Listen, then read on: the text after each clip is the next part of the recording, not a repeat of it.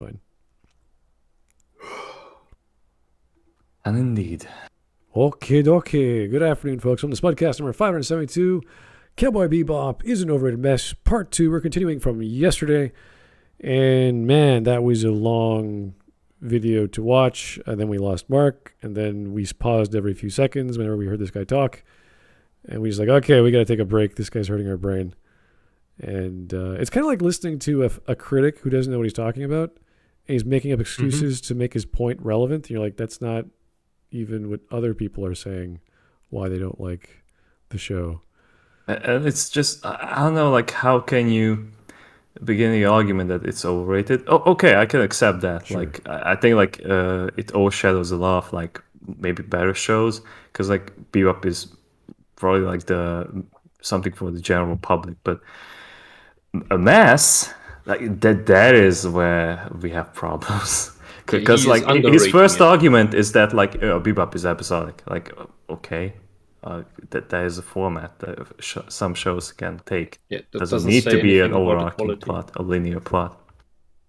Yeah, the past 7 minutes, that's pretty much his argument so far, is because it's episodic, it doesn't follow a stringent or direct narrative with a plot that's in your face all the time.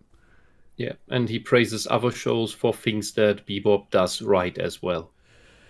Yeah, he just says, "Oh, Bebop doesn't do them. The characters does them bad." Yeah, he said the characters don't care about each other, or there's no connection between. It's like if you actually watch, and again, we always refer to episode 5.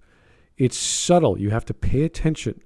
There's Spike and Jet, and they're looking at the screen for the next bounty, and it's Yao Genrai, and Spike knows who that is, and Jet knows that Spike knows who that is, and Jet's like, Spike, you can't do this. This is a setup. He's like, I gotta go, and Jet's like, I don't care. Like, they're trying to get like them not to do the thing, and Spike's like, why don't you tell me what happened to your arm? And Jet says nothing. And then just Spike takes off. Then enter Faye. She's like, hey, we're comrades. Tell me what's going on. Like she's trying to get along.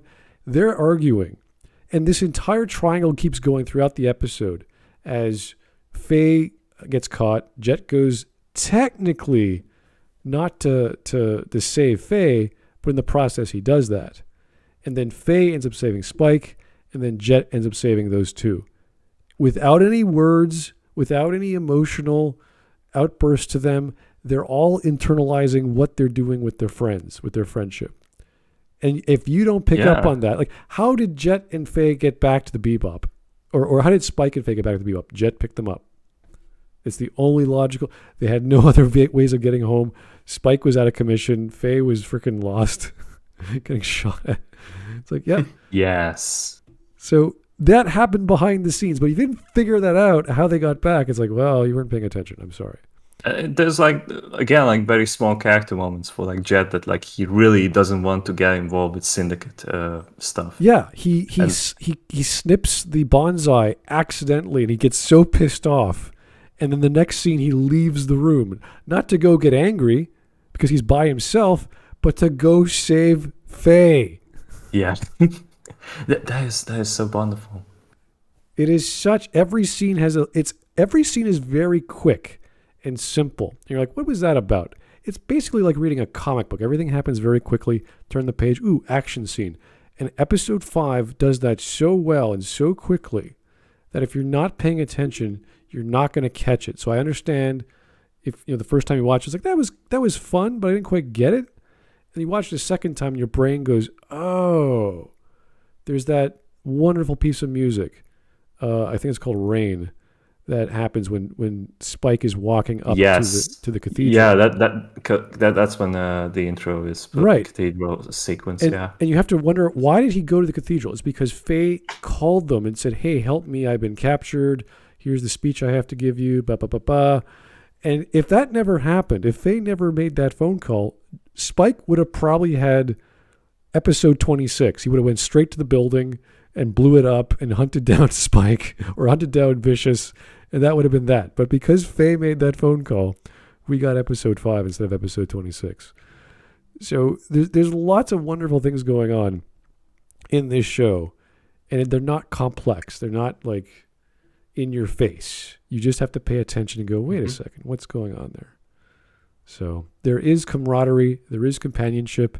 There's also Spike's aloofness and hatred for all things women, dogs, and what was the other one? He hates tomboys, pets, and children. So he hates Ed as well. But he still cares about them as his comrades. So there is definitely chemistry between these people. It's not positive romantic chemistry like when you think of chemistry, but it's still chemistry. So anyway, we finished at minute 7 last time. We're going to continue, and hopefully we can get through this today. If not, we're going to do it again tomorrow, because that's how much... I think we can finish this one. Mm-hmm. I don't know. This time my internet is not going to drop me. Oh, yeah? Okay. Let's hope. Crossing fingers right now. More people will go faster. I don't know if that works that way, but okay. Here we go. I don't know what else you were expecting here. And Faye was cryogenically frozen after sustaining life-threatening injuries during a massive early hyperspace disaster around the year 2014. After she's unfrozen, she's racked with medical debt, gets taken advantage of by her lawyer, and has to adapt to the new world she finds herself in while also trying to somehow find herself due to the amnesia she sustained during the freezing process. Now, all of this sounds super interesting and gives plenty of opportunity to create deep, dynamic characters that you can get attached to and root for. But guess what? They didn't. Here's how this is a poopy bad thing. Every single time we're given an episode looking to enrich the cast with depth, we almost never get any development. Watching Spike run around with his love interest, which, by the way, we know damn near nothing about and assume she was dead for 95% of the series, isn't interesting when it provides no meaningful change in Spike's demeanor. I mean, even looking into the final arc of the show, which is supposed to be Spike's time to shine, there's almost no change in his demeanor at all. Even up until the end. And the same... Well, it's like he's living a lie. It's like he's living a second life he doesn't know what to do with. It's like nothing bothers him. It's like he's cool. Give a reason. There's lots of reasons why he feels and thinks and acts this way. Like, Spike literally spells it out to Faye that, like, my left or right eye still sees the past, and the right one is in the present. So, like, his face is just still forever. Like, because he's in a dream. Yeah, the whole point is he's stuck. Everyone is stuck in the past. Nothing can affect them until they deal with their past. And that's the story of Bebop. The ending credit music gives you that away as you listen to the lyrics and the sounds. The real folk blues. Yes. This lament of times past and what happened to my youth, and like it's pretty obvious that these people are serious. They're not. Spike is not some happy-go-lucky guy. That's a facade. He lived a very dangerous, painful, tragic, sad life. Now he's running away from it, and he can't. He knows that. It's like it was foreshadowed in the first episode by Laughing Bull. But okay. Goes for everyone else. Sure, it's interesting that Faye has this super mysterious backstory, and sure, it's cool watching Jet deal with his previous demons to decide what in life is important to him. But at the end of the day, I can't get invested into any of them. Okay, so it is interesting. He admits it sounds like a you problem. Yeah, so he admits the characters weren't interesting, and now some of them are. It's like, okay, you like some of it. We're moving the goalpost again. Yeah, we have to be careful because his language is very specific. So when he says interesting, that's so generic, he could mean something else. But because he used the same word, I have to assume it's the same meaning. So he likes Jet, and he likes Faye's backstory. Okay, but not that much. I'm wondering, like, because I would say, like, Spike himself is very enigmatic when you think about it. Yeah. Spike is, like, hiding something. Like, after a few episodes, it's, like, very obvious. And, like, how he's... But whenever Jet is like asking after Spike that, like, what are you doing? Because, like, I think the first time when it happens is episode 5, and then we see this again when they actually clash with each other in Jupiter Jazz. I think that's the episode with Gran, and Jet straight up like tells Spike to, like, okay, you can just go ahead, like, you don't have to come back anymore, and. Like, Spike just doesn't want to share, like, his past with Jet because it's just too much. I would say, like, he's even more mysterious than Faye. Yeah, it's interesting that he's this street smart sort of guy. Like you see, he does tricks with his hands. He's playing with the poker chip. He can swallow it and spit it back up. He knows Jeet Kune Do. He knows how to drink. He knows how to get over a hangover in some regards.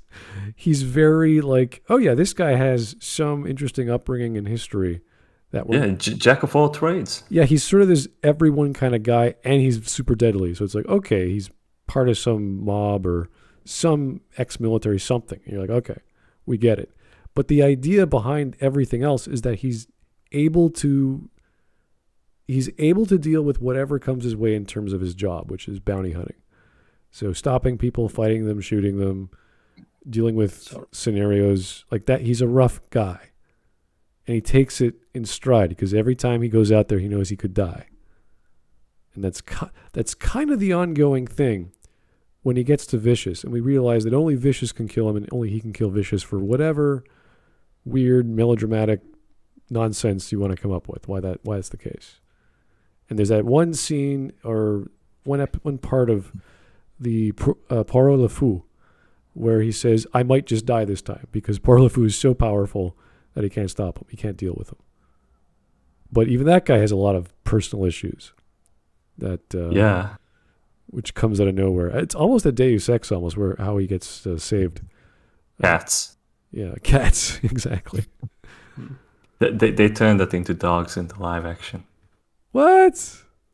Yes. They had I think it's because like you can't really train the cats to stay still. So like, and they had like a bunch of dogs hanging around. Because that implies they actually did a Pierre Le Fou episode.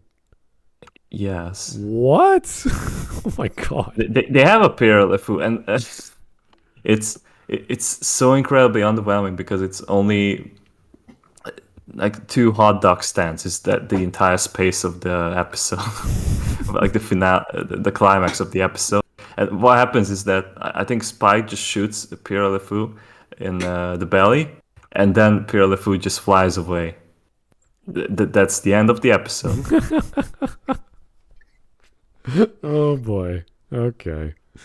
It's another 2 things that Tyler Preston brought up, which is that more similarities to Vash the Stampede from Trigun. Really? Yes. Because Vash also hides his pain behind a smile. And the other thing that you just brought up, only Vash and Knives can kill each other. Ooh. No one else can kill any of the 2 because they're too powerful. They're basically gods. Right. So we have that parallel as well. Man, there's so many good animes back in the like Outlaw Star was out around this time. That was the one I couldn't.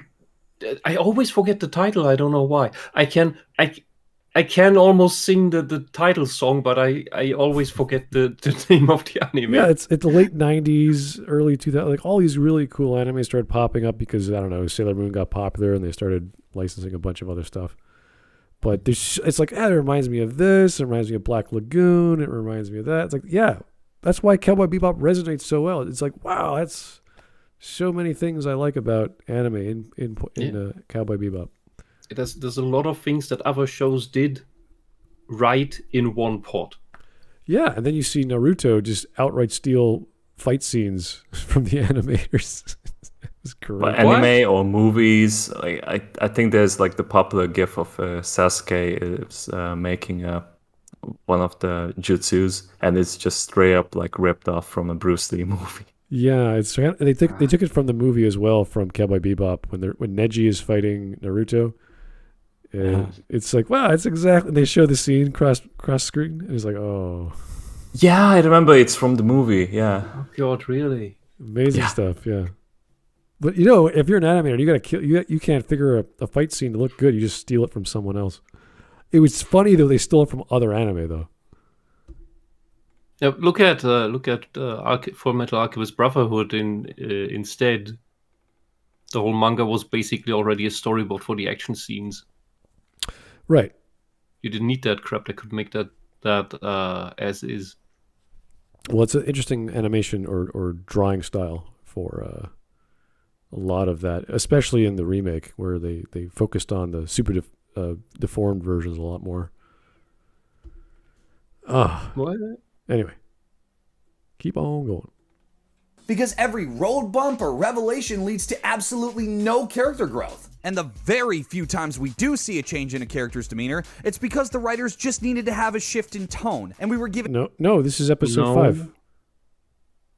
This is... It's not just a shift in tone. That's like just what the spike really is. Yeah, this is pretty much Annie giving us just enough information, knowing that she knows who Spike is, what happened to him 3 years ago, why hasn't he showed up, and that's the theme of the show.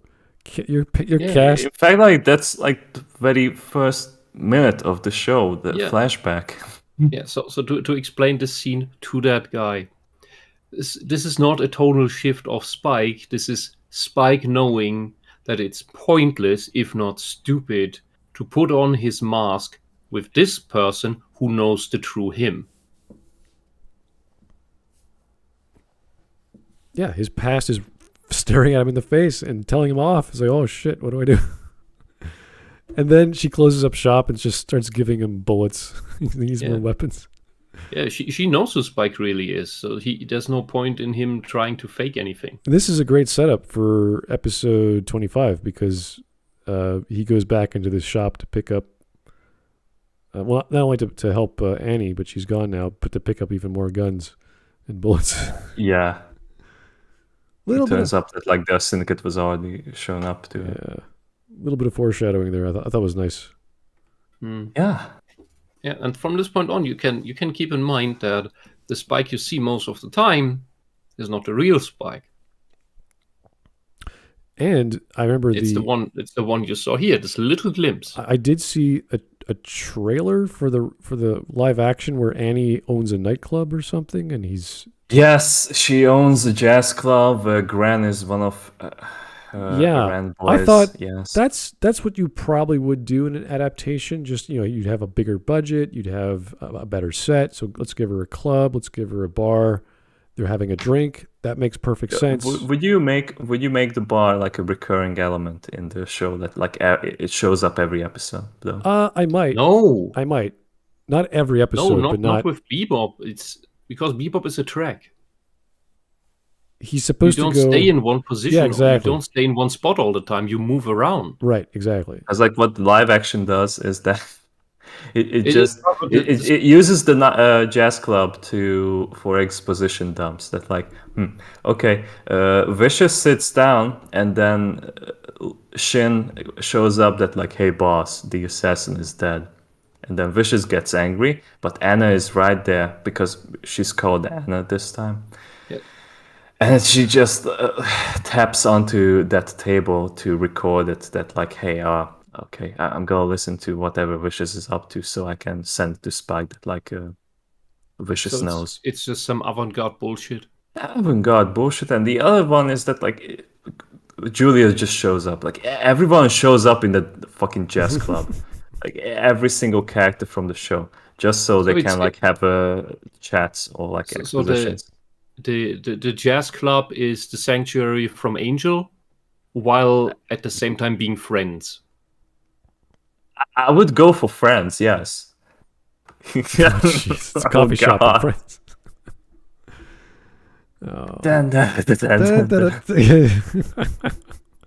Oh, someone make that meme, that intro starring from Jet. He's like drinking. You could do that because they have like so many goofy scenes that like I could do that. How about that? I will do that for you in like a few hours from now. Maybe my review. Oh no. Anyway, let's try and keep going. You'd get a click from me. Been absolutely no indication that their personality was ever meant to change. Again, using the example from the final arc, Faye's all sad and crying when Spike's walking off to his death, basically. And up until that point, we're given absolutely no indication that Faye actually gives a shit. She's firing a gun! What? Look at her face. Should we rewind this? Like, is this guy blind? Mm-hmm. Crying when Spike's walking off to his death, basically. Okay, so she's angry and crying. He's admitting to this. That And means up she until that cares. point, we're given absolutely no indication that Faye actually gives a shit about whether or not Spike dies. His point is that before this scene, there allegedly was no indication that she cared about Spike. Really? There were many points. The thing where she drags him from his death, from falling from a freaking 2 or 3 story church window, tapes him back up to health. I don't know how she did that, but she did. Sings to him while he's recuperating. I don't know how long he was out for. And then gets furious when he says she's tone deaf. If she did not get angry, if she did not care, why did she get angry? Like what? That was episode 5. What are you talking about? She calls him his comrade or her comrade. Aren't we comrades? Don't we work together? Yeah. That was The episode original 5. meaning of the word. I'm sure there's other episodes where they sort of help each other out, and they also in the manga they're kind of like not cutthroat, but they're like, I'm gonna get the bounty. No, I'm gonna get the bounty, and they're sort of like jumping over each other in that fun sort of way. But they're not out to get each other. They're not out to shoot the other in the foot and keep going. They're not crazy. This guy. I don't think this guy ever dated a woman. But that paragraph he just said is like, dude, where she's crying and da-da-da, it's like, yeah, and now she's really pissed. In the manga, if you read it, the description of Faye in like the first manga, she loves Spike, but she loves money more. That's her description. Or has a thing for Spike, but she loves money more.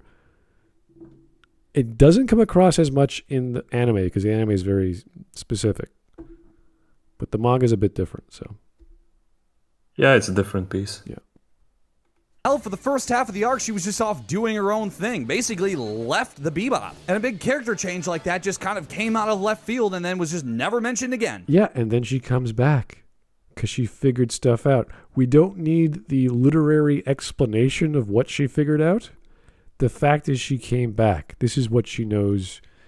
This is all she has. And there's like this theme that like Spike is trying to avoid his past.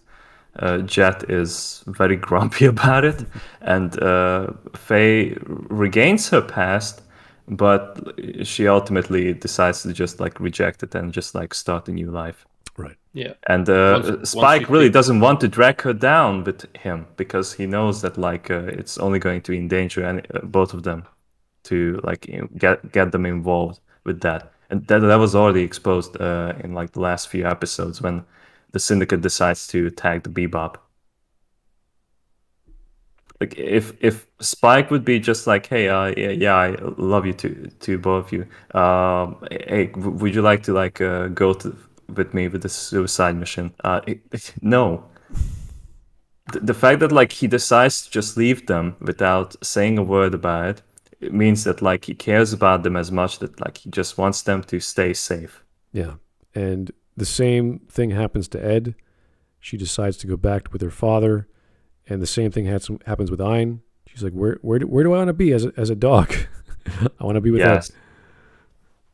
Like maybe because we did mention like Deus Ex Machina moments. Is like I would say like that is when Faye gets the perfect video VHS tape player to deliver to the Bebop, even though they are traveling all around the galaxy, but somehow they can track down her address. And it just comes out of the sky as like, hey, like, just play the tape. Yeah. That was like maybe like the only moment where I'm like, the writers are really pushing themselves after Jet and Spike go on that journey to get the stupid VHS player. And for Faye's backstory, this is a pretty common pattern in science fiction to have. What do you do when you're uncryogenically frozen from hundreds or thousands of years ago? Life is completely different. Who are you? Where do you come from? Where do you fit in? And instead of having to go through the philosophical nuances of that, they visually show you what she goes through. And she goes back to the house she thought she was a part of. It's gone. She lays down and she just looks at the sky, and that's that. You don't need much. She even meets with one of her old classmates, and like she is just too embarrassed to like stay too long with them. Right. She doesn't fit in there. It's no longer her world. Which is sad because she had a big family, a big house, and it's just gone. In Singapore. that is like, maybe if someone would really want to argue for the live action casting, that was probably the only race that like you can't change, because it's just so embedded into the story that like, okay, she's from this area, so she needs to be Asian. Yeah. You can't avoid that. But like, whatever, they changed that into like a lame ass suburb town house in the US for the live action. All right. So what we're left with is the main cast that feels like I'm just watching the personification of Ohio. Flat, boring, and repetitive. And none of this actually mentions any of the recurring villains, in which there are very few. If I'm being honest, the only why do we need recurring villains? Okay, like, and like, why is it necessary that like they need to have a love affair, like Spike and Faye? Because like I understand like where he's coming from, is that like they aren't like developing, but like they are. In fact, like you can't watch. When does Ed show up in Bebop? Is that episode 8 or 9? Because like there's like that episode where they have to go to Earth because there's this crazy satellite AI that they need to shut down. Like you can't watch those episodes like before that like, hey, where's that? Like you have to watch them in order, so like they gradually develop and like bond together. Because like in like the initial episodes, like they're gonna argue with each other, like bickering, and they're like, hey, I don't like you, like I can't stand you. Like they resolve those issues quite quickly in the anime, so like they can just all move on and like care about the bounties themselves. Yeah, that episode was really strange because Ed was using a laser to paint the ground or something. Yes. No. That wasn't that. That was the AI. Oh, yeah, I was doing that. I was bored. Yeah. And then Ed asked, like, why are you doing this? And the AI just explained that, like, I'm an old satellite and I just want to have some memories back when I used to function for a different kind of world. Science fiction. So much bullshit. Good stuff. Yeah. Mm-hmm. Also, I just remember that like he got the date wrong on the gate accident, because I just made like I just made sure that like I wrote down the notes for my script, and it was 2020 instead of 2014. So he didn't even watch the show. He really just went to a Wikipedia article. Oh. So lame. But he admitted he didn't watch the show? No, but like he had a screenshot of the Wikipedia article. Yeah, he read straight from it. That's where he Yes. got his character descriptions from, which is what I said last time at the end of last Oh stream, yeah, you did. that he can't even come up with his own description of these characters and their backgrounds, which tells me that he is incapable of comprehension, of listening comprehension, and in the case of Bebop as well, visual comprehension of what's going on the screen. He needs everything spelled out to him beforehand. He needs the show to be simple. He needs it to be tell, not show. But Bebop is a show don't tell show. Yeah, in many ways, I'd say so.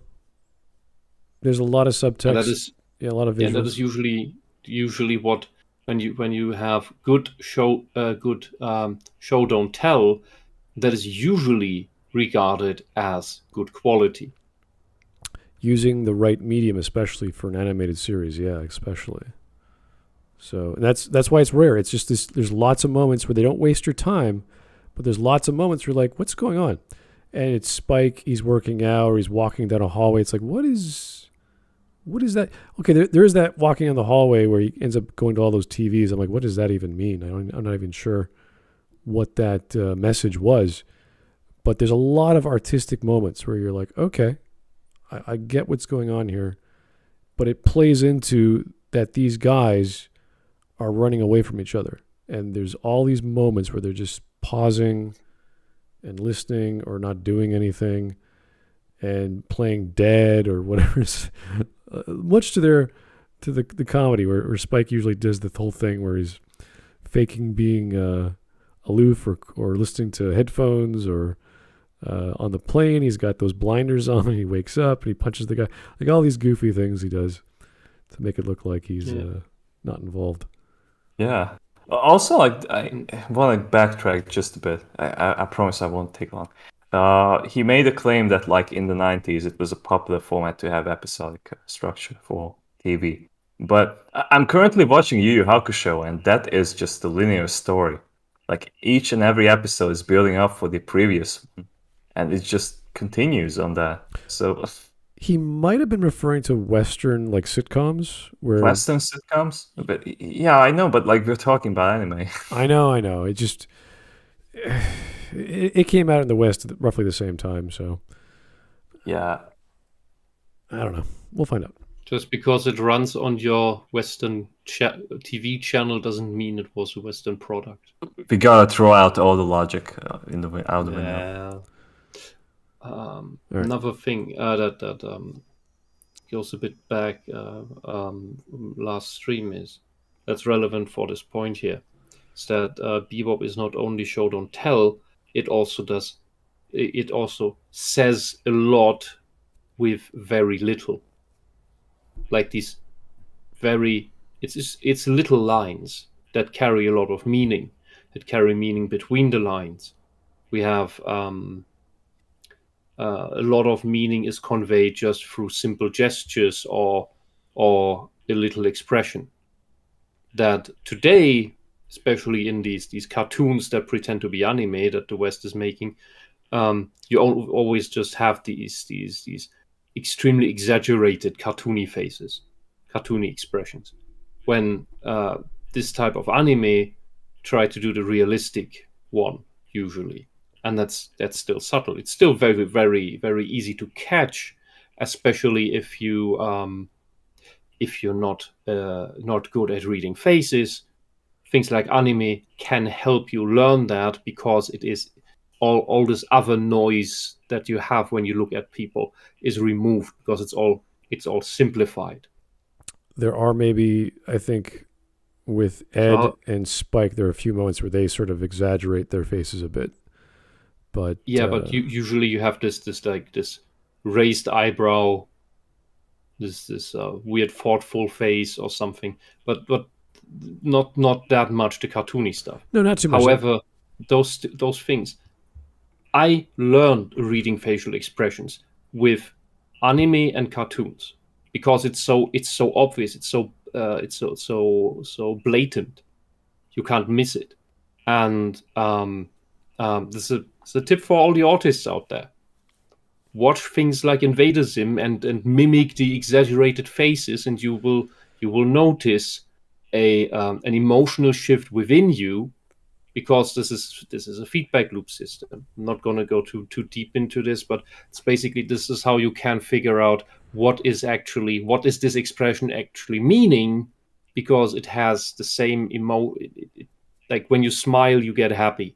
That's one of these little tricks that they tell you for when you're dealing with depression and shit. Right. But that works with every other expression and every other emotion as well, which is also why John Peterson tells people to stand up straight with your shoulders back, because that too has a feedback reaction, just as the slumped over hunchback looking down to the ground thing makes you weaker and more depressed. It's the same thing.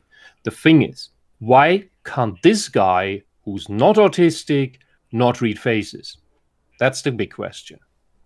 He's retarded. Maybe that's why. I don't know. I think he needs like 10 or 20 episodes to explain why Faye cares about Spike, about the main plot. So she has reactions that he go, oh yeah, she does actually care about her comrades. It's like, we know, she said so in the first episode we saw her. So I guess he needs it all spelled out for him. Maybe he needs to be constantly reminded as well. I guess. I don't know. We don't, like, if you forget stuff, that's fine, but you can't say it didn't happen and say, well, it wasn't very good. It's like how many I love yous do you need to know that someone loves you? It's like, okay, we get it. It becomes monotonous after a while. The one time where it has this great meaning, I remember the Fate's Day Night, the first Fate show ever. Right at the end, we know these two characters care for each other. Right when she's about to die and disappear from his life, she says, I love you. And you're like, we knew that, but she had to say it anyway because that's what else could she do?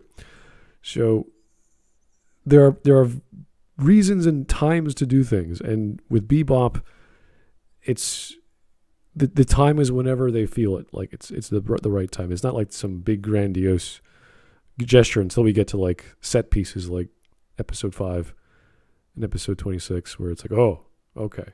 Yeah. This is why we're here. Okay. Anyway, as we continue. Recurring villains that I can actually remember are the ones that are in the syndicate that Spike belonged to. Sephiroth, Vicious, and... Truth, mercy, regret. 3 prophet hierarchs. What? Yeah, those guys. The Cowboy Bebop wiki page has this entire biography for Vicious explaining his backstory. So I can't tell if I had either just zoned out or the show just explained it very poorly. Probably a mixture of both. But while watching the series, all I knew about him was him just being antagonist to the character. Yes. Damn. And yeah, don't expect any explanation about the old dudes either, because you ain't getting any. We don't need to. I think the last gripe that I really have with this show is something that is pervasive during the entire series. The show has a problem with conclusions. Mind you, there are exceptions to this. The episode with Jet dealing with his past was actually completely competent, and the ending was handled pretty well. However, most of the time, the show fails to conclude its episode. Just a general note, if you do background music, don't use background music that has speech in it. It's very distracting and messes with what you're saying. Just saying. So because So it's in a satisfying way. this episode had, I think it was only one episode long. Yes. Jet just resolves his past with his ex-wife, and he throws away the clock, and he's a bit better now. He's a bit more clear-headed. It's like, yeah, that's true. Why is that better than Faye's or Ed's or Spike's? They all have conclusions. What are you talking about? I thought like he would say that like they are all losers because they can't get any of the bounties. Oh, jeez. Or when wait, they finally actually, get it. no. They actually caught Teddy Bomber. Well, yeah, but the thing is, they cause so much destruction that they have to pay. Yeah, because they're always in the minus. I don't know. I think like all the conclusions are very satisfying, or like have like some kind of theme to them. Like there's a legit conclusion to these episodes. It's wonderful. Yeah. Okay.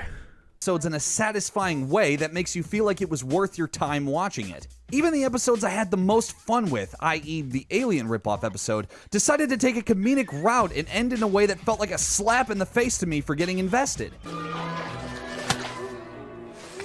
My pudding. Ow. Or for further example, how about Edward and Ein just leaving? Like there was no indication of what she was planning to do. She just... Really? There was an indication. The father is like, hey, I'm so glad that you returned my son. Hey, you returned my son. What does that mean? Is Ed and Ein's gonna stay there with Jet and Spike and Faye? Even though the father is right there. Okay, like the father character is like a weirdo, just like Ed. Like the apple doesn't fall too far from the tree, but yeah, like Ed's story is concluded. She has returned. And what else like can Ed do? wasn't that also with the orphanage, or there's another episode with the orphanage? The orphanage is the same episode, but basically it's they return to Earth because Ed manages to find the father. and there's a fake bounty that Spike thinks it's 50 million. But it's actually just 50 Woologs. And they somehow get to the orphanage because Ed just finds her way back there. And then the sister informs Spike or Jet or whoever's there is that like the father has actually contacted you, Ed, but you weren't here anymore, so he just wants to see you. And that's it. Ed has returned, and the story is done. Just outright left. That's it. Goodbye. Have a nice day, I guess.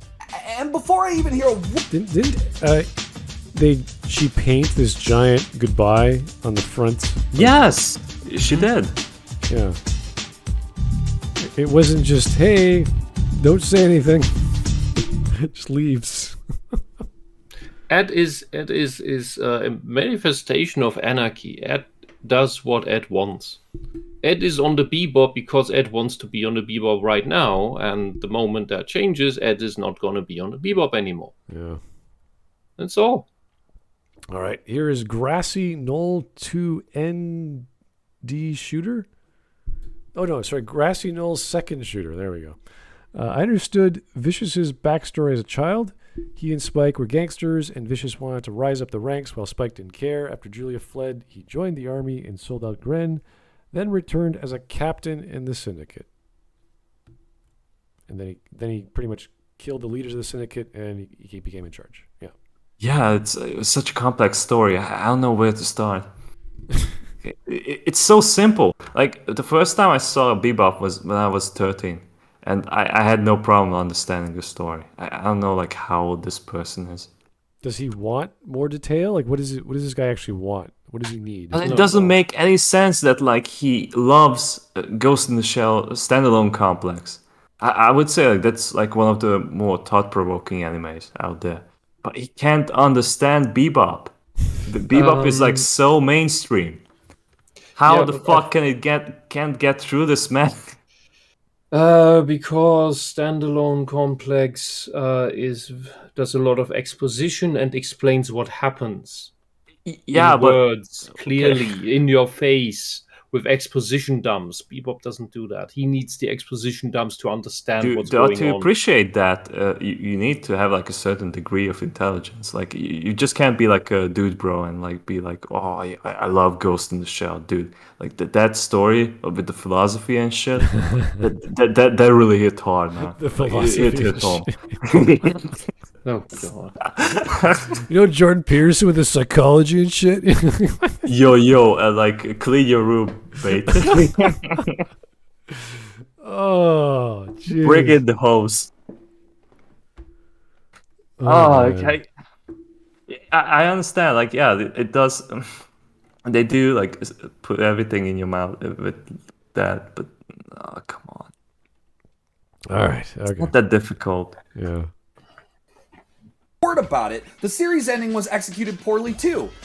Let's review what. Are you the ending to Bebop was executed? Okay. What did he just say? The ending for Bebop was executed poorly. What? The ending is one of the coolest things in anime. I would say. It was one of the most TV. dramatic scenes I've ever seen in moving picture medium. This is the guy. This is the guy who will sit in front of the. I forgot the name of the painter again. Of the Toteninsel, the Death Island. Picture hangs in Berlin on the museum island, in the art museum, and he will sit in front of that picture and say, "Oh, the perspective is wrong." That's the point. I think he just missed like a detour to the Austrian art museum. God, damn it! He's doing a lot. I don't understand this guy. He's doing a lot of like, if you notice the cuts, and then he's taking the frame and he's pushing it further back into the screen, and I'm like, why are you doing that? He's done that at least 7 times now. Because I need to be funny. I don't know. To stay relevant. Maybe Am I hip? Maybe I'm getting Southpaw vibes from him, that he's just making contrarian arguments to just get clicks because, I'm saying this outrageous thing, ha ha ha, you'll burn down my house, ha ha ha. Well, I think so. Like he probably comes from that because there's no way. since yesterday, I think he had 10 upvotes and 0 downvotes. Now he has 17 upvotes and 20 downvotes. So Now it's 30 downloads. now it's 30. I just opened this up, an hour ago.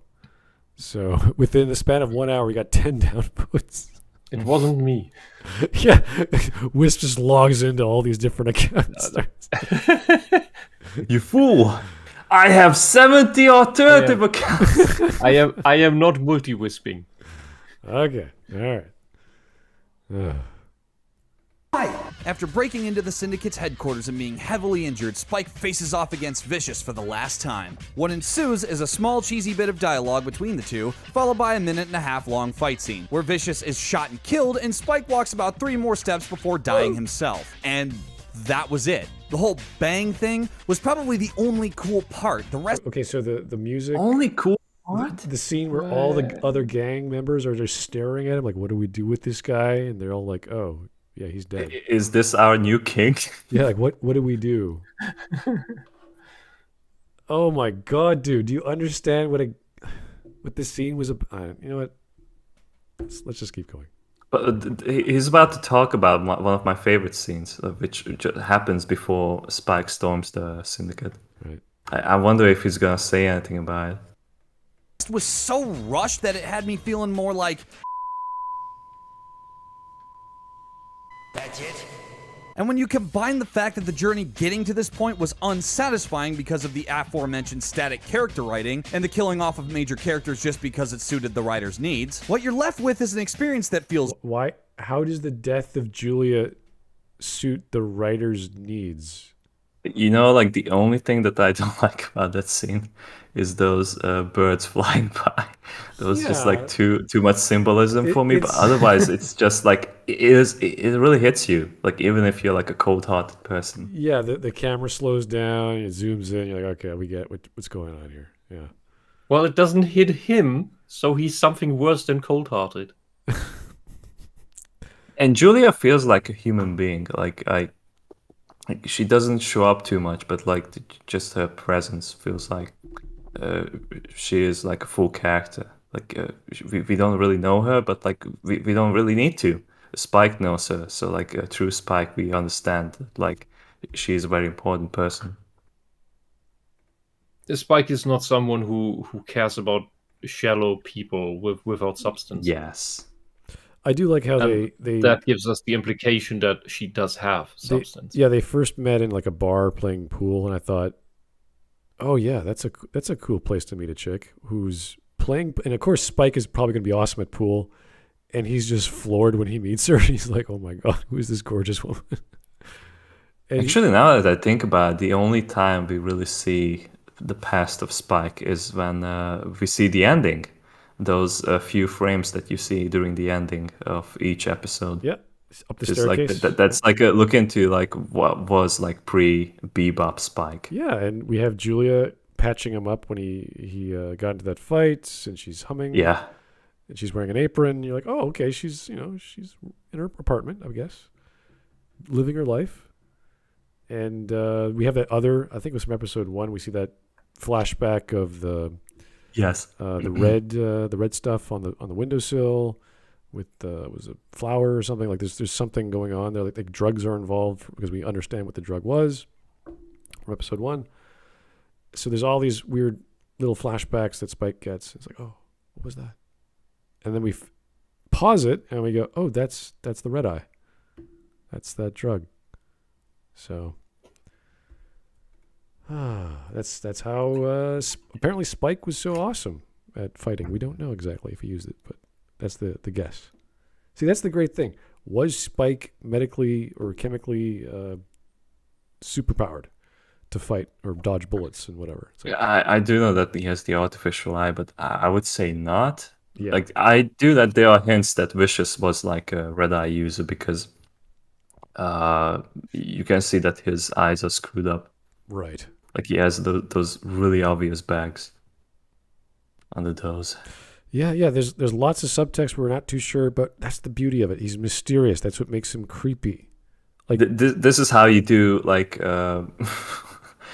this kind of writing well instead of Evangelion.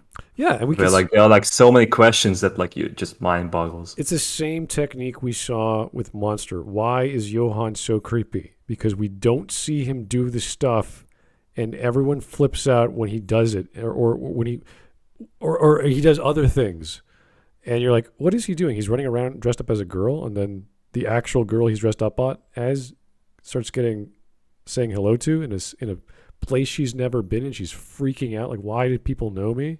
How do they know my name and what I look like? How does Johan know everything about me?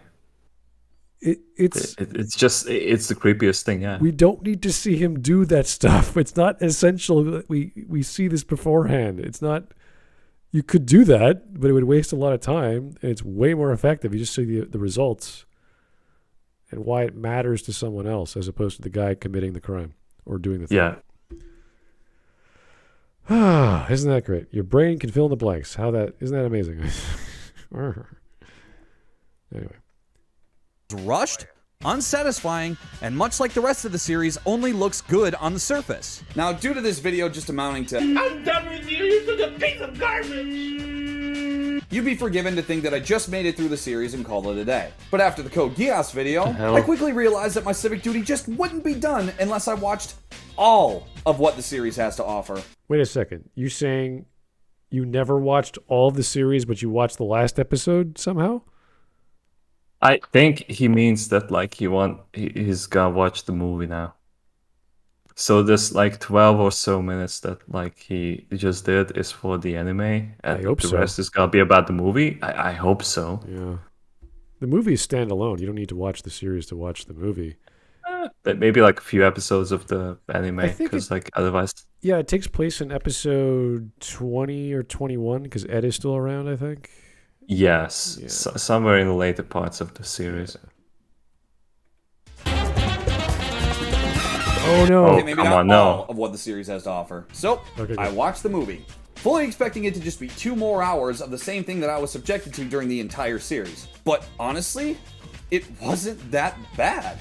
Now, granted, I wouldn't outright call it a masterpiece at all, but the movie was overall executed much better. The concept was interesting, being about foiling a chemical terrorist plot created by a botched military project. The character chemistry, pardon my pun, is much better too. Spike and Elektra have a cool dynamic with a slight bit of romantic tension. And the rest of the cast honestly works as supporting characters, but for the way the story was written, it worked totally fine. The main villain is compelling, being a subject of military human experimentation that lost his ability to empathize with humanity. Also, he looks just like Keanu Reeves.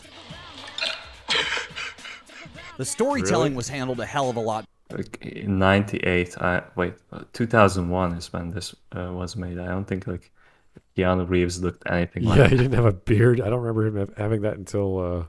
That's when Matrix was out, wasn't it? Yeah, Like no, he was a Matrix young guy. 1, 2? He didn't look... Yeah. The whole thing with Keanu is if we were going to have a live adaptation of Bebop, it would be Keanu. It would have been, and actually, like he loves the show. Yeah. He had an interview in 2008. I read about it, and he said like he's looking forward to play Spike, but that's all we know that he would be Spike, Yeah. because like he had a contract for that. But like I think like they had an idea that they would make a Cowboy Bebop movie. It would be 2.5 hours long. It would cost $300 million. And Fox was like, no, we're not funding this shit. Well, with what they make today, that was a normal budget. Yeah. Well, 70 million was used for the Netflix show for the entirety of those 10 episodes. How Suppose did they that's the spend? official. How did they spend several million per episode on that? Drugs. I'm pretty sure it's drugs. Okay. Sadly, my browser's spasming right now. It probably needs a minute to regain itself.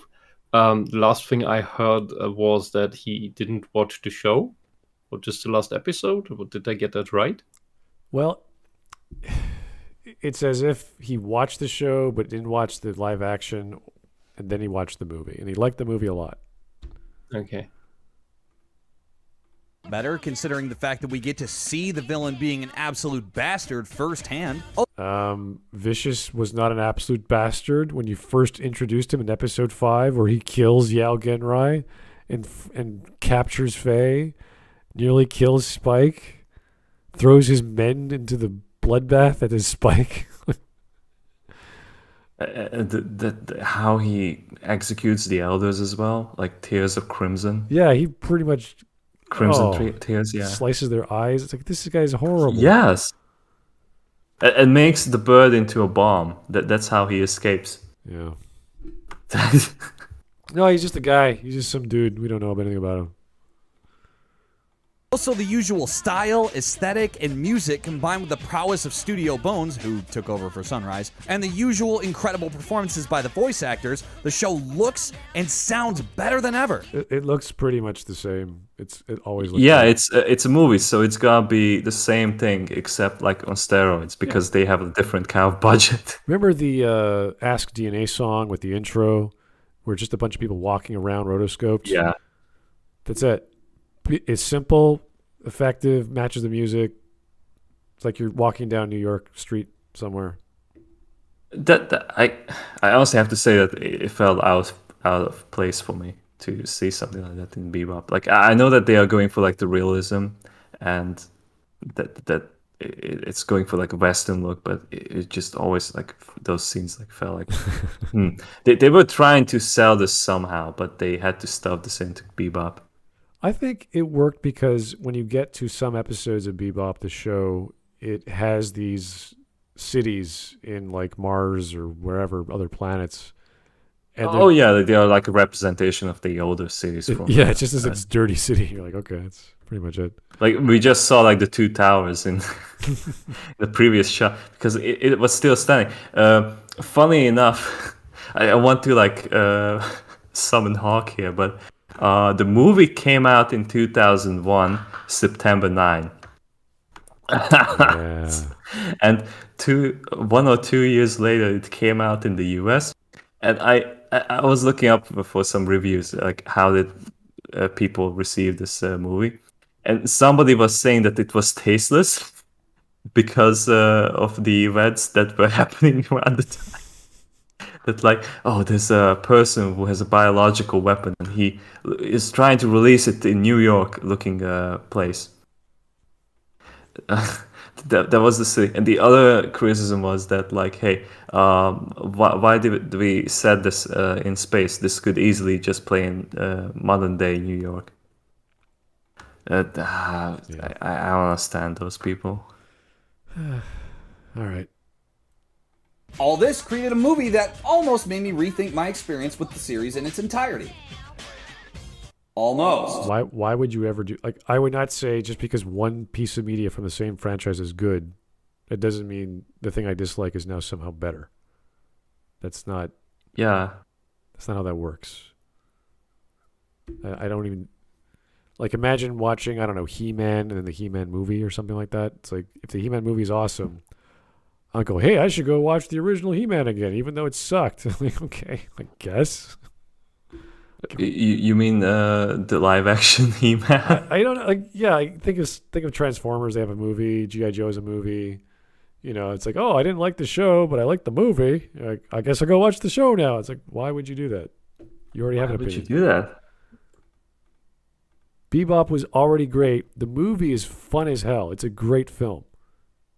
It's fun. It's really fun, but like it just feels long. Maybe because I'm used that like each Bebop episode is like 20 minutes long. It does feel a bit stretched out, but it's because we're used to like such tight writing and musical score, and this is bigger, so it's like you get all this really great music with all these really great action scenes, and the fight scene with Vincent, I think his name was. Vincent, yeah. It's not over the top, but it's a little like, okay, that's a lot of like flashy kicks and stuff like that. Oh, sure. So I do love the train fight. That is really glorious. That is really good. The swordfish versus the three jets, that was pretty fun. That was really fun too. Yeah. I was fearing that like there wouldn't be dog fights in that movie, but like it satisfied like all the needs that you need from Bebop. Yeah, and then you have the crazy biplanes from those old guys. You're like, what? Yes. What's going on? That was a really like everything you would ask from a Bebop movie. Yeah. All right. The movie has just one teeny tiny flaw. The movie's ending is even more rushed than the series' ending. Really? Like, seriously, after the incredibly well-crafted fight scene and setup to the final confrontation between Elektra and Vincent, who, by the way, is the villain's name, I was waiting with bated breath to see how the showdown would end. And then it did.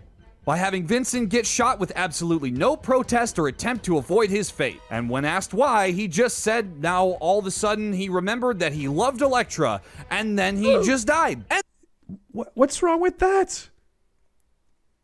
What? He got his memory back of a woman he loved staring right in front of him, and he's realizing he doesn't want to hurt her or what he's done is bad. He's discovered his past. Boom, he dies.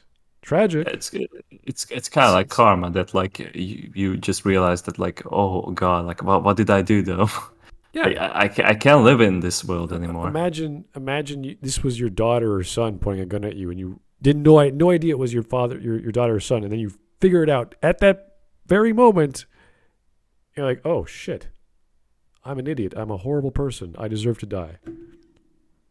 I think weirdest example, but like Fist of the North Star does this in the final arc. That turns out that Kenshiro had like a twin brother, I believe so, or like an older one, but the brother had its memories taken away, and just in the final moment before the clash between the two, he just remembers, but he only lives for like 1 day after that because like he has a moral wound.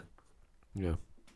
But because like the character was a villain and like did pretty much a genocide, like killed like women, children, everything, like you just can't have a character like that hanging around. Yeah, and this is not the main conflict. This is just the agent of the main conflict. The main conflict is this biological gas bomb thing that the Bebop crew have a plan against that. That's the real thing that's going on that they got to solve. Yeah, and the fact that Elektra wasn't infected by this at all, because I believe that like it was, she had the antidote or something like that. Well, Vincent had those marbles which contained the bioweapon, and whoever, I think it was Ed who made the cure, but they needed to proliferate it throughout the city, so no one would get hurt, and the best way to do that was with seeding the rain clouds. And the way that Spike gets it, he has his smokes in his pocket, and the rain fills in the water in his pocket, and he pulls out his smoke and takes a drag, just sucks in the water. I was like, that's pretty cool. That's cool, man. Like he's so unconcerned. He's like, I'll just walk in the rain, and everyone was encouraged to walk in the rain. I thought that's a great ending. Everyone just go outside, let the rain hit you, you'll be fine. Oh god, like if his beef with this ending would have been that it didn't play the "In the Rain" music. I walk in the rain. In the rain. There's no music thing. There's no musical accompaniment. Why is that bad? Why isn't there? That sucks. Why is Spike walking to this church without rain? The person just said like, "I walk in the rain." This video. So he doesn't like the fact that Vincent gets shot and doesn't put up a fight because he made the realization that what he was doing was wrong because he loved a woman who happened to be the same woman who's trying to stop him at that very moment. How could this have ended? Like, it's kind of unfair to like ask him to explain himself, but he had like so many beefs that like didn't really have like a conclusion of these criticism. Because like I really want to hear him out. But, like how else do you imagine the show to end?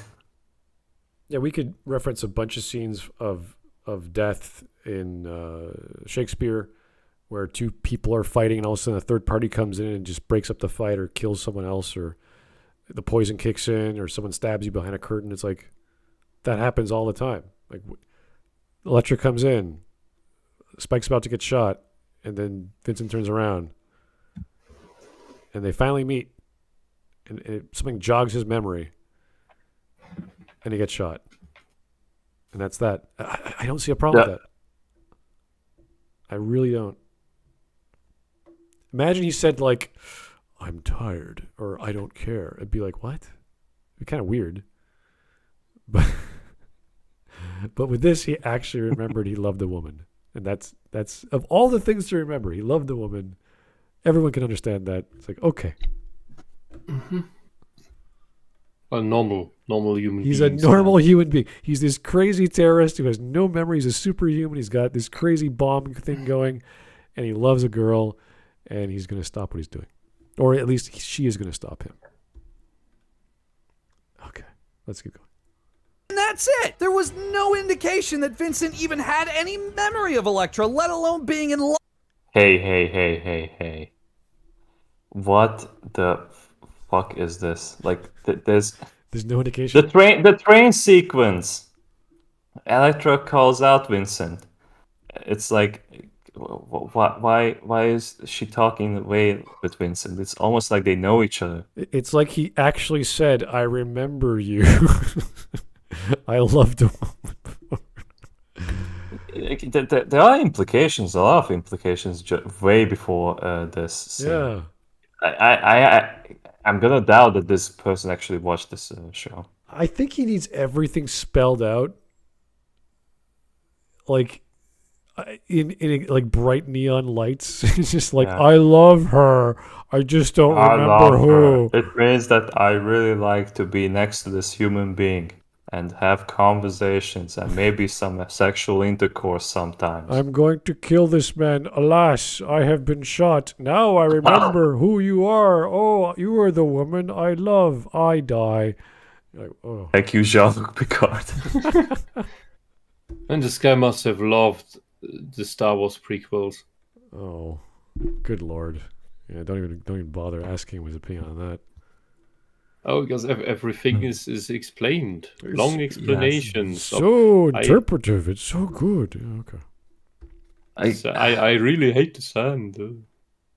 I can't even say that like he's like only watched it in the English with the English dub, because I have rewatched this with the English dub, the entirety of Cowboy Bebop, just to see like how it holds up.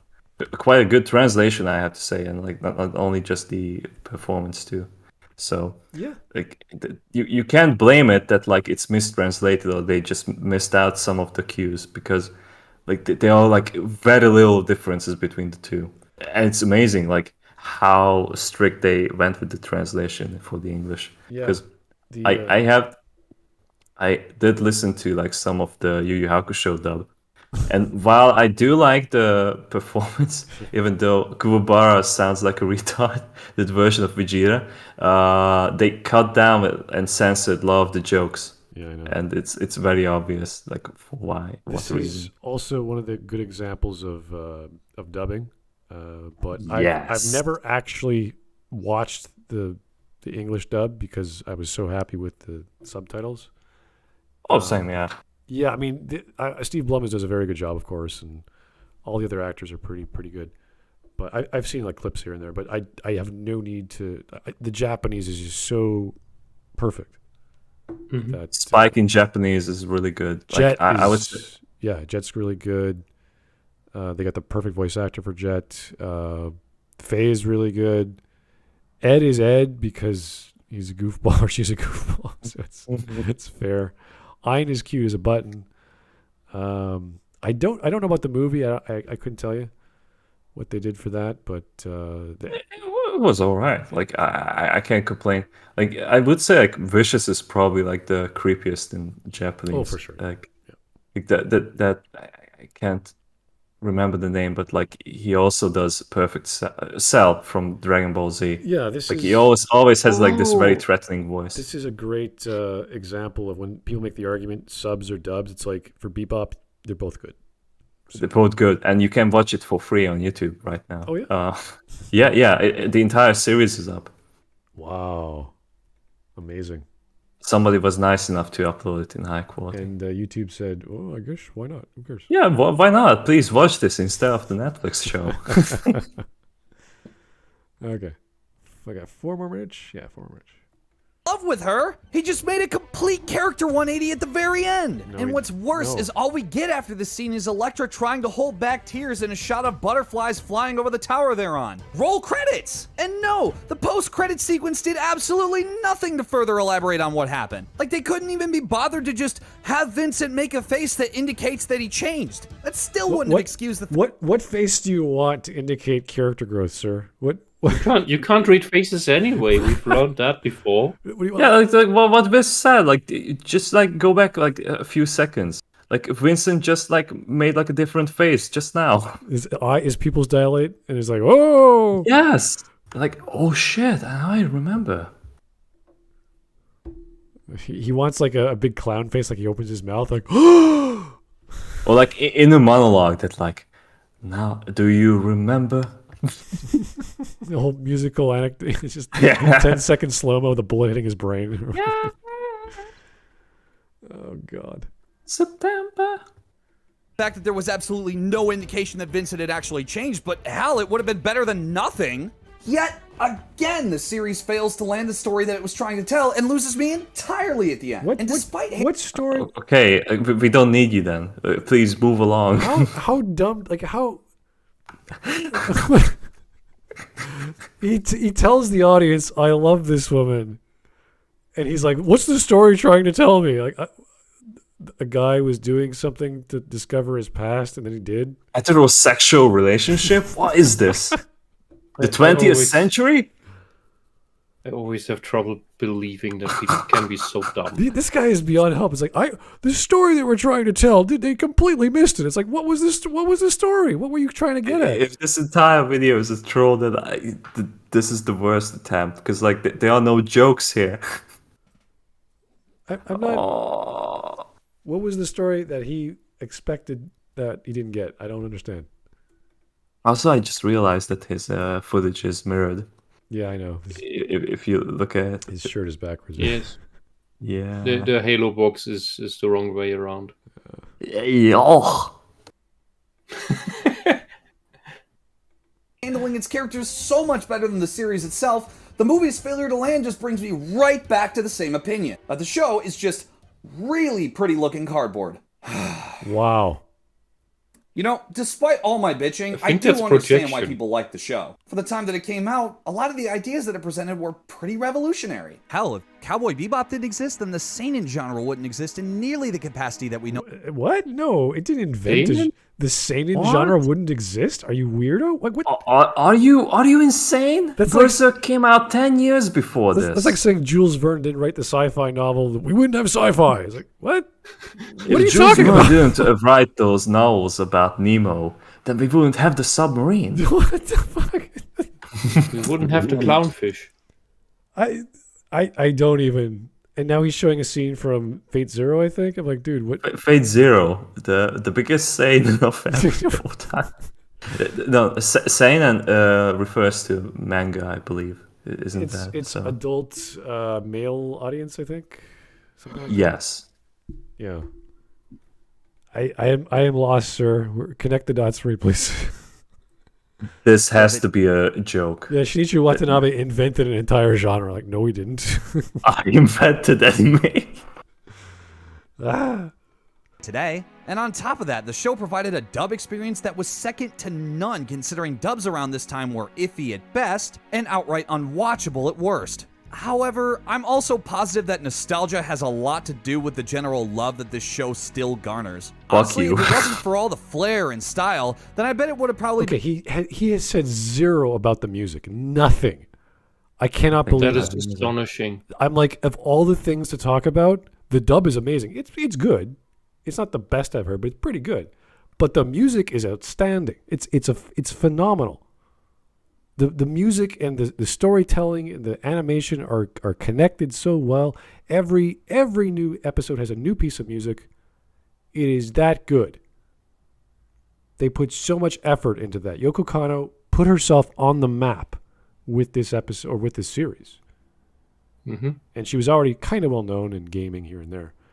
But everyone I met, even the actors from the guy who played was it John Cho, the guy who played Spike in the adaptation said he would not do the show unless they got Yoko Kanno. Like he even knew by watching the show how good the music was. Yeah. It's like this guy's... It really, like, the live action in some moments is saved by the music, because at least, like, I can like, suffer through with some hope that I can be entertained somehow. Yeah. It's not as extreme, because in the first Hexine series was very extreme in this regard. Without the soundtrack, that anime would have been unwatchable. It is. That was made by the soundtrack. This is a guy, as I said before, he's in the forest and he's like, look at the grass, guys. Like, look how short this grass. Why is it so small? Like, come on. I don't know. Been remembered more as either boring, bad, or at the very least didn't age well. And if Cowboy Bebop would have come out today with all the context that we have, it most likely would have been buried in a sea of generally better titles. Without the context that we... What is he talking about? Whatever he's trying to say, no. He's wrong. What? If it came out today, it would still be amazing. What context do we need that he has provided that would make Bebop work? What is he talking... Like, what? Even if it would have been made in this very style at this level of quality, it would still be amazing. It would still make an impact. It would still be memorable. Because there are shows that are very pretentious in their style, very over the top. Yeah. For example, I had trouble getting into the sci-fi version of Count of Monte Cristo. Oh yeah, okay. I think you mentioned that to me. Yeah. I had trouble getting into it. It was very overloaded. Space operas, it's very very. I'll finish it eventually. But at the time I tried, after you recommended it, it didn't mesh right. Like it wasn't. It's basically like cyberpunk. But everyone's wearing tuxes. The ingredients didn't mix right for me at the time. However, another thing, and that is maybe something for Smudcast at some point, is the anime Mononoke. Not Mononoke Hime from Ghibli, but the series Mononoke. It is extremely visually stunning. It plays around with style a little bit. It is mystery episodes, spiritual mystery episodes, if you will, in different times, different eras. And it has a prequel that came out later called Ayakashi, which is, interestingly enough, free stories, free fairy tales, Japanese fairy tales, if you will. And they're each drawn in a different style. Each is several episodes long, and it starts with a very very old anime style, and is even the storytelling you notice is very heavy laden. The pacing isn't that well, because it's playing from an old text. I think it was the Snow Woman. And the second story in Ayakashi is done in a different art style, completely, not just from the looks of it, not just how the faces are drawn, but the entire technique is from a later era. And then the last one is the actual precursor to or prequel to the Mononoke series that came out before, that introduces the backstory to the main character of that story, and is done in this ultra modern, very well used CGI style that they also use for the various perspective tricks and changing textures on walls when the magic happens. You go through these different eras in that thing. It's a bit of an artsy thing, especially Ayakashi. But it is something that if you have taste and interest in art history, in mythology, and all of these things, that is a great series to watch. And Cowboy Bebop may not be that extreme on that, but if it came out now, I think it would still, the way it was made, it would still make a great impact. And it would make less of an impact if they use these sterile, clean CGI backgrounds that, for example, at the worst they used in standalone Complex. Yeah, I think if we could introduce someone to anime, you would use Bebop as the best example. Yeah. I would say like Bebop is good enough that I would even recommend it to my folks. Yeah, it's very approachable. Because like it's serious in tone, and it's not obnoxious, and like it's very easy to follow as well. Except for this guy, apparently. I still can't believe like he watched this entire show with its 26 episodes and movie, and he didn't get it. Yeah. And he hasn't mentioned the music once. It just blows me away. Anyway, 2 minutes. And you know, if the show could have at least found a better way to end its stories, I would have probably had a better outlook on it. But instead, Cowboy Bebop opts to end its story just as abruptly as I end these videos. That's it? No, dude. No, you're not gonna get crucified. That's way too honorable for you. The thing is, Bebop is life. It ends how life ends. Stories just end sometimes. People drift apart, have to go on different paths. And that's the end of Bebop. There's nothing more to say there. But you need your big grand finale with everything gets explained, everyone's happy together and throws a party, or I don't know. But I thought that was the ending of the movie, where we find out why Vincent did what he did and how they stopped the bomb by subverting it with another what's the word? They didn't stop the bomb; they just used a cloud cover raining solution. Like it's big, it's explosive, it's bombastic, it's got all kinds of melodrama. It's got a villain. It's got all the things he likes, but he still didn't like it. Or the ending, rather. You know, I would have, rather than whatever he was trying to pull off here, and probably only dazzled people who haven't watched Bebop or don't have brains. I would have rather accepted the attempt of trying to compare Cowboy Bebop to Scooby-Doo, because you have 5 characters, 2 guys, 2 girls, and the dog, and the mystery machine. Yeah, which is the Bebop. Everything needs to be spelled out for this guy. Everything. I don't get it. It doesn't make... It's like, are you daft or purposely trying to act daft and then making a joke video? I don't know. I was planning to like type in a comment under the video, but I just gave up. I was about to too. I was setting it up yesterday, and then if I'm going to leave a comment, I'll just say forest period trees period. That'll be it. And he'll have no idea what I typed. He'd be like, what forest? What are you talking about?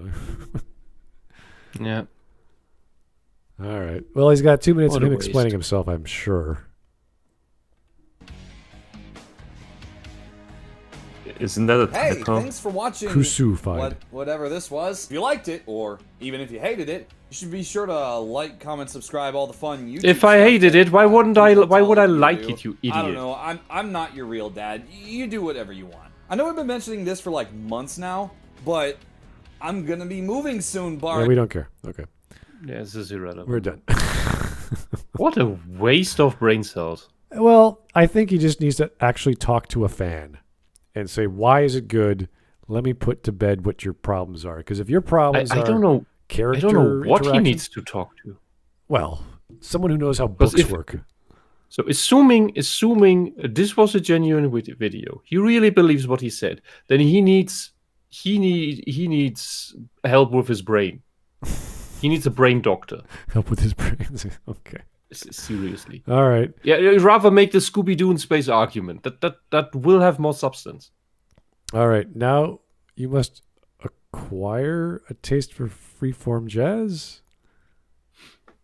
Is that a nod to Jet, who likes the blues and not jazz? I don't know. No, it's just the SpongeBob joke. Okay. Anime 1998, live action 2020. Oh, poor Pooh Bear. Oh my god. Forgot what a great series Cowboy Bebop is. Oh my god, is that an actual frame from Rugrats? No, it's an edit, but Yeah. No. it would be too good to be You true. like jazz? Oh my god. That is horrible. Whoever made that meme, please harm yourself. Try not to come at Be gone with this meme. people trying to legally watch it. Wow. If you were born in the 90s, then that means your childhood is dead. Have fun paying bills and staying employed. Oh my god. Nice. Disney, The Little Mermaid is black now. China, we have an app to fix that. Oh yeah, you guys, did you see that? Yeah. Yes. That was really good. Like I want to sound There was rude, but like that actress's eyes are just so wide apart. Yeah, exactly. Is she? They're Like, that's the staring first into the thing wrong I see. directions. You can't have someone with a lazy eye and tell me that's the super pretty Disney princess. It's not just Like, lazy eye, no. but like she has scars on her face. Like look above the eyebrow, like Yeah. the left eyebrow. There's a scar.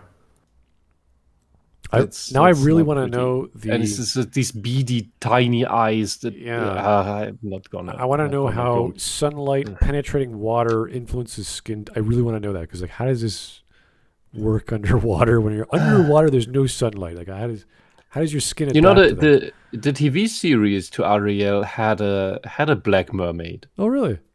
Yeah, Yeah, I they think could I have made saw a movie about screenshot. her. Oh okay. Cool.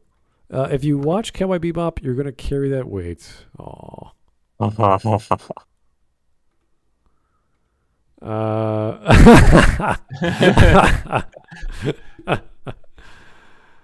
See, you don't need words. It perfectly works. It's great. You're not perfect. Yeah, I think I mentioned this one instance from Courage the Cowardly Dog. That he had like a nightmare, and like it's just like this random thing appears, and just saying, "You're not perfect." It's like, There it is again. I can't remember the context. Hi, thank you, Lee from Avatar. Hi, Ed from Cowboy Bebop. And they're doing the same stuff. Oh, cool. Oh, so Avatar ripped off Cowboy Bebop. That's good to know. I think in this case it's a homage. Maybe. No, she is an acrobat. That's her Oh character. my god. Yeah, but Oh she has a god. justification. Oh god, Seinfeld in space. Bebop is everything. Long-suffering neurotic Jew? Bald best friend? Group girl boss? This is just the same character. By the way, there are like some edits of the live action Bebop with the Seinfeld music under it, like sound effects. It's glorious. There's so many fan videos of Bebop. It's hilarious. Yeah. Just make this What the fuck? oh god names. Just make this Shaggy what's the guy's name? The other guy. Shaggy? The other guy. Ken. Okay. And then you have Daphne and Velma.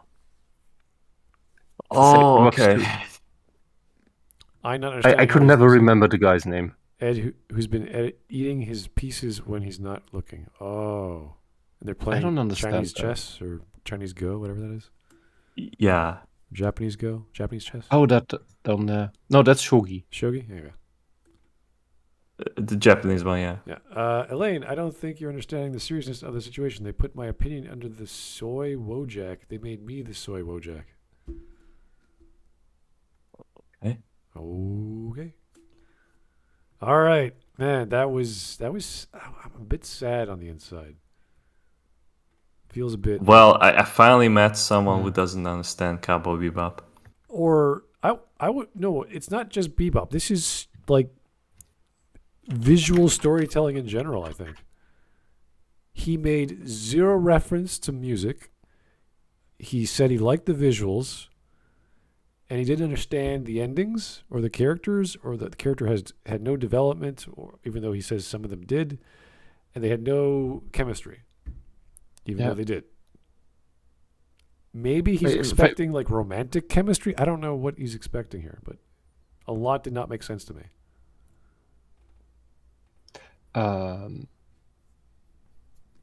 Thanks for noticing that he didn't talk about the music, because that's noticing something that's left out is very telling. Yeah, the forest for the trees. This guy does not know what he's on about. He's like, I didn't like this part because it wasn't like this other show. And you're like, that's fine, but this still works in its own way. Like comparing it to Ghost in the Shell is a really tough compare. Like Ghost in the Shell, the standalone complex, the two miniseries are good for way different reasons. Those are crime drama, exposition dumpish, cyberpunk stuff. There's lots of weird. You have to have lots of information explained to the audience because so much stuff is alien to us. Like the Tachikomas. Like, what the hell is a AI tank or a series of AI tanks that look like spiders? Yeah. Like, what is that?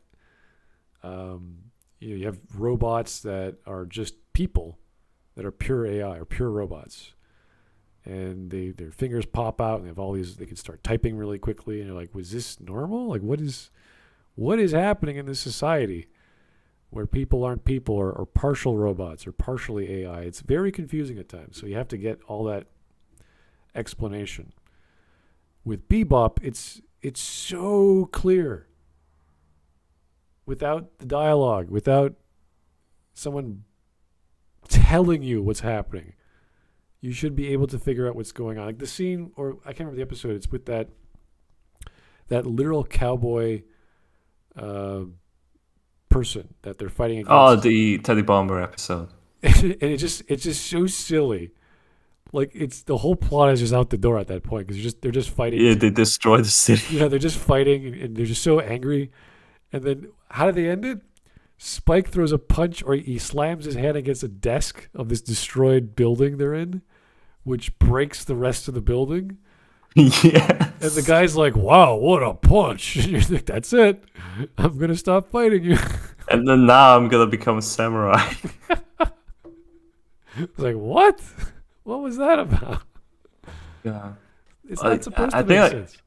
I think that there's also Samurai Executioner, the manga that I read a while ago.